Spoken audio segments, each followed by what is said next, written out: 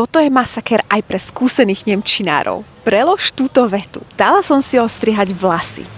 Trošku vám pomôžem, keď si dávame niečo robiť, že nerobíme to my sami. Dávate si ostrihať vlasy, dávate opraviť auto niekomu, robí to niekto za vás. Použijeme tam sloveso lassen, nechať.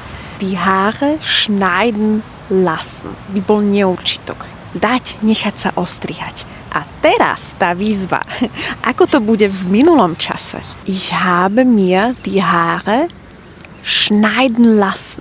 Ich habe mir die Haare schneiden lassen.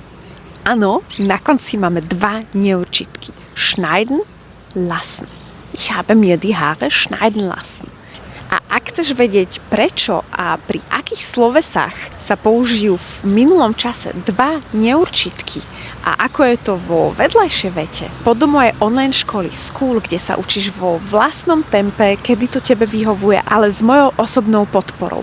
Tvoríš vlastné vety, texty, nahrávaš mi hlasové správy aj na výslovnosť a ja ti dávam feedback, opravu a takto ti pomáham v nemčine rásť. Členstvo sa platí mesačne, predĺžuje sa automaticky, ale vieš sa kedykoľvek odhlásiť. Takže aj po mesiaci, ak si povieš, že to nie je úplne pre mňa, kľudne sa odhlásíš. Link do mojej school nájdeš v bio na mojom profile. Deutsch mit Susanna. Tschüss.